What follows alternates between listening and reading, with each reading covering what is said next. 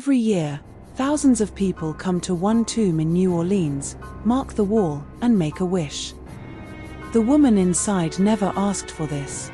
The custom is about 50 years old. She died in 1881.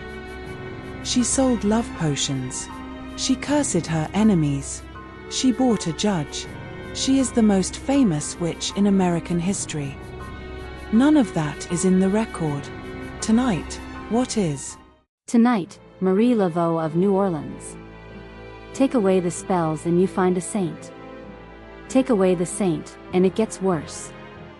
New Orleans, 1801. A port on the Mississippi, near the bottom of North America. About 8,000 people. It has been Spanish. It has been French. In 2 years it will be American. Nobody's law has settled. And it holds a third kind of person, which most of America does not. Free people of color. A whole class the law could not make up its mind about. They could own property and run businesses. They could also be sold back down, if the paperwork failed. Marie Laveau is born into that class on the 10th of September, 1801. Her great-grandmother came from Senegal in 1743, in a ship, as cargo. Her grandmother bought her own freedom in 1795. There is a document. Bought it from who? From the man who owned her. Freedom was a purchase, and the seller set the price. So the freedom she is born with was bought with money by the women before her. Marie is 18 when she marries a carpenter from Haiti. 5 years later he is gone, and the records do not agree how. She is 23 and alone, which in this city gives a woman no standing. In 1826 she takes up with a white man, Christophe Glapian. He is white, and in this city that is the only thing about him the law cares about. For the next 30 years, his is the name that goes on the paper. Hers cannot. They cannot marry. Louisiana does not allow it. So they live as though they had. For how long? 30 years.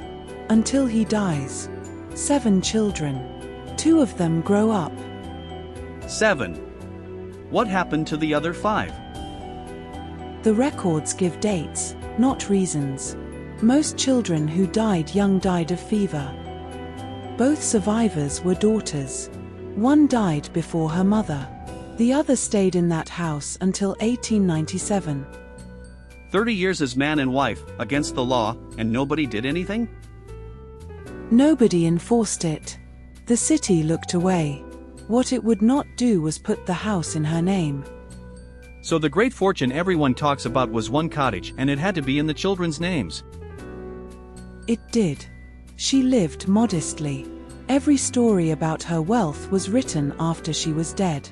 The coffee and the step are not the whole day. People come to that house. They come with the ordinary disasters. A sick child. A husband who stopped coming home. A court case. Money. White people as well. White people as well. She could not legally marry one, but they sat in her front room and asked for help. What she practices is Louisiana Voodoo. West African, carried across the ocean by people who were sold. God is far away. The spirits are close, and you can ask them for one thing you need. And people came because? No hospital would take them. No court would believe them. The city had no answer. This did. It takes in the Catholic saints too, because the people doing it were Catholics. It is still practiced today. By the 1830s she is leading it. Hundreds of people, black and white, enslaved and free, in the same room. How does a woman end up doing that? The record does not say. There is no first day in any archive. What it does say is that she nurses the sick and knows the plants. The newspapers print that while she is alive, not after. Yellow fever comes again and again. So does cholera. Thousands die each time. That is enough to make a door people knock on. She goes to the prison. When a man is condemned, she builds an altar in his cell and stays. Stays with him until when? Until they come for him. For years, for men nobody else would sit with. Every St. John's Eve she leads the ceremony at the water. Fires, drums, singing, bathing, a meal. That is what it was. Here is what got printed. Newspapermen watched from the trees, and then made the rest up. Nakedness, drink, sex. None of them were ever inside the circle. The orgies. That is the version I have heard. Here is the part that gets left out. She is a Catholic her whole life, baptized, married in the cathedral, godmother to other people's children.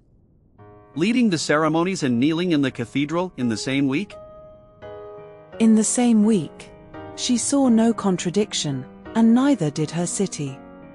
Since 1817 they may only gather in one square, at one time, watched. And she is holding hundreds at night, by a lake. With white women there, and enslaved people who had slipped out of their owners' houses. In a state 50 years afraid of Haiti. In the summer of 1850 the police raid the gatherings and arrest women for meeting when the law says they may not. Marie Laveau is not among the arrested. She walks into court and charges the watchman who took her statue of the Virgin. She sued a policeman. In 1850. As a black woman. And in that paper, for the first time in any record, she is called the head of the Voodoo women. The title everyone knows her by begins in a court complaint she filed herself. Tonight, Marie Laveau of New Orleans. Take away the spells and you find a saint. In this city, free people of color could own slaves. Some did. The reasons were not all the same. Some bought their own relatives, because buying them was the only legal way to free them. And some did not. Between 1828 and 1854, Marie Laveau and Glapion bought and sold 8 people. Sold. In 1838 she sold a woman and that woman's child. In 1849 she sold another woman. Do we know why? No. The record is a transaction. It gives no reason, and I will not invent one. Her family had bought their way out of that. And she signed the other kind of paper. That is in none of the tours. It is in none of the legend either. The legend gave her crimes she never committed, and left out the one on file. She dies on the 15th of June, 1881, at 79, on St. Anne Street. The obituaries run everywhere, as far as New York. They cannot agree on what she was. One paper writes, few women were more charitable, few more kind, few more beloved. Another paper calls it a hoax. Who, it asks, has been stuffing our fellow editors about the dead voodoo queen? The next day the same paper sneers. Go on, it says, talk about her morality. Kiss her sainted brow. Then one word in French. Oua. Same week. Same woman. Same week. One paper is burying a saint. The other is calling it a con. Neither is the version you have heard. In the 1930s a government project goes looking for people who remember her. They find about 70 black New Orleanians, born between 1853 and 1878. That is a real archive. It is.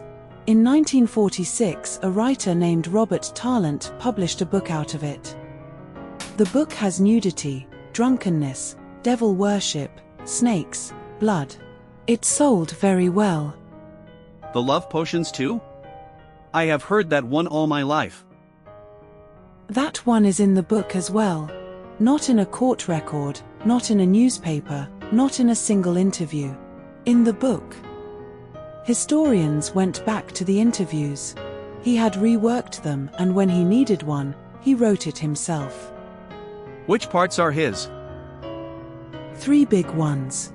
the hairdresser who collected her clients' secrets, most of the spells, and the second Marie.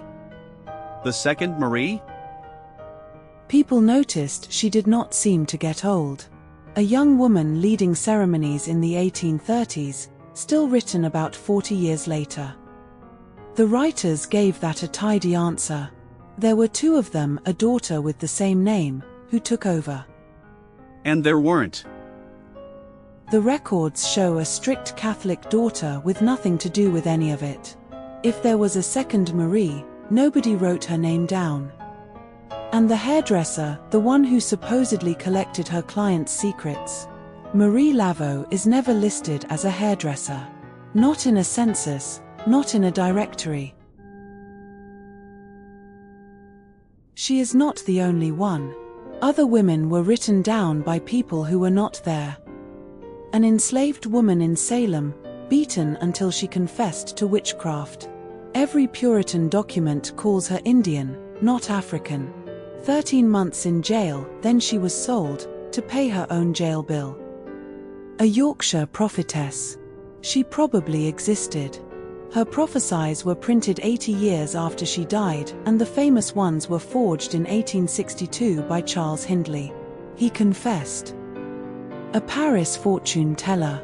She sold love potions and poison to the court of Louis XIV, and was burned alive in 1680. Here the records are real, but the worst of it came out after she was dead.